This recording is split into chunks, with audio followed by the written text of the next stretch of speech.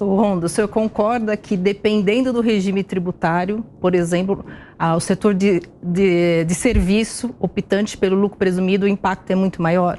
Quer dizer, se fala que a não cumulatividade, claro, vai trazer transparência, eu acho que é super importante, anuncia uma simplificação, que a gente ainda tem dúvidas, mas fato é que o setor prestação de serviço, que hoje está no lucro presumido, e que ele tem uma alíquota muito inferior, é claro, são regimes totalmente diferentes, a gente não pode comparar, mas fato é que ele será muito mais penalizado. Queria também que o senhor comentasse se, na sua opinião, tem algum impacto do Simples Nacional, que impacto seria esse do Simples? Pouco tem se falado a respeito do Simples Nacional, mas eu acho que é super importante a gente considerar mais de 90% das empresas são optantes do Simples. Claro que em relação à receita não é tão representativo, mas a grande maioria, quando você começa a empreender, o MEI, por ali. A micro e pequena empresa, é um canal de entrada para o empreendedorismo super importante.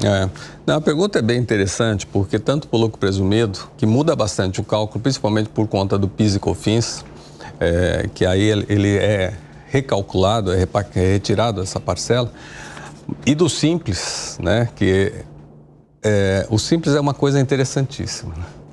O Simples nasceu com uma forma de tributação, né? E na Constituição ele ganhou o foro setorial, porque ele virou um setor, né? Então, assim, ele ficou ressalvado numa grade, numa bolha, ou seja, ressalva as empresas do Simples. Mas o Simples é uma forma de tributação, né?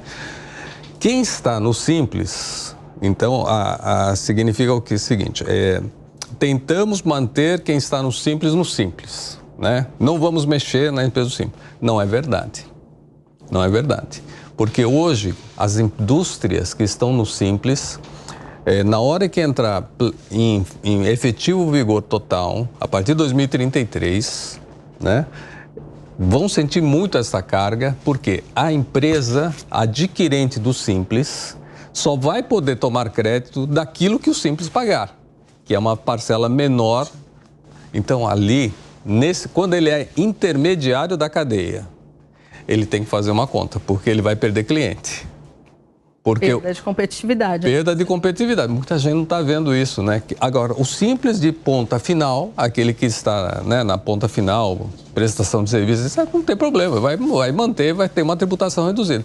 Mas a grande maioria, não digo a grande maioria, mas uma conta parcela grande, hein?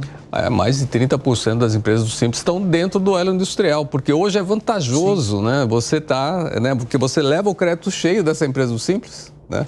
E a partir da reforma, a partir de 2027, você vai começar a levar gradualmente, né, pela parcela recolhida do Simples. Então aí, efetivamente, algumas indústrias do Simples têm que refazer a conta, né, sobre a aquisição. E também as indústrias, né? Porque as adquirentes têm que fazer o mesmo exercício. Porque, na realidade, não muda só o sistema. Vai mudar a reprecificação, vai mudar o formato de cálculo.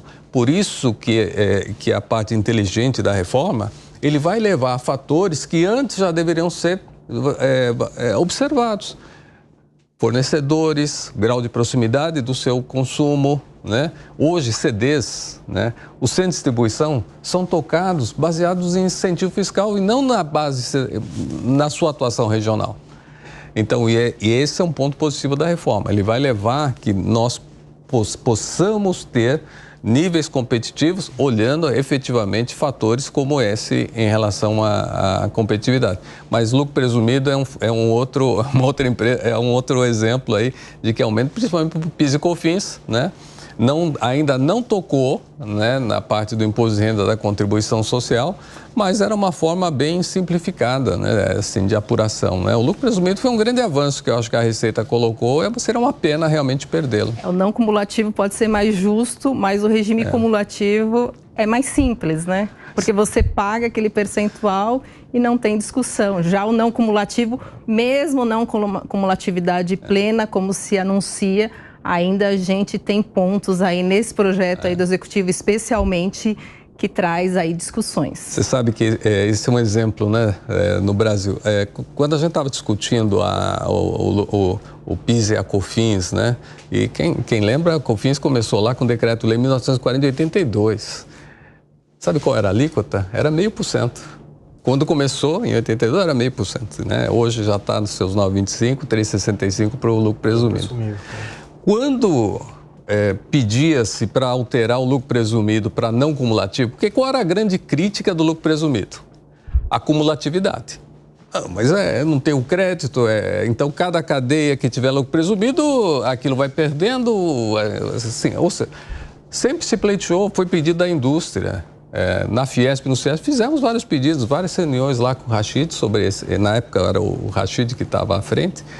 Falou, olha, tá bem, vamos atender o pleito. Fizeram a não cumulatividade. Só que o PIS e a COFINS foi para 9,25. Aí foi interessante, porque na semana seguinte, os setores que pediam a não cumulatividade pediam para ter a exceção de manter a cumulatividade com 3,65. É tudo uma questão de calibração da carga, entende? Você está perdendo, ganhando. Mas, claro, na realidade, assim, hoje eu acho que a reforma, se conseguir neutralizar esse efeito, um dos principais efeitos danosos que eu vejo no Brasil são os mercados informais, é a sonegação.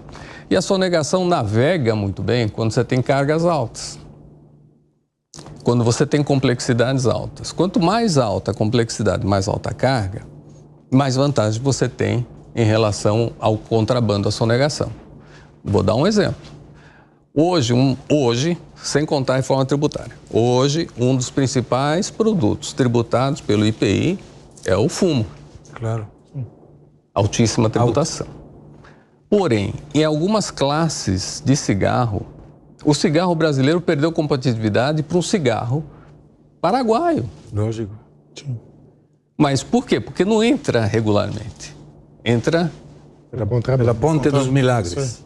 ou por baixo da ponte ou por baixo da ponte entra ali. Um produto, sai outro, não entra nada, sai um monte de coisa, entra um monte de coisa, não sai nada. Exatamente. Então, isso para ilustrar, porque não é você ter uma carga alta que você vai significar uma arrecadação alta. Esse é o ponto. Eu sempre batalhei, né, nos pleitos lá da entidade, principalmente no Ciesp, a mostrar que a simplificação e uma carga reduzida, eu trago o efeito contrário. Eu trago o aumento de arrecadação. Estimula. Nós tivemos aqui em São Paulo, no governo Alckmin, lá pela ABIT, o Sinditêxtil, a primeira primavera tributária, que foi com o setor têxtil. Houve um rebatimento. Todo mundo dizendo que ia perder. Começou a ganhar. Lógico.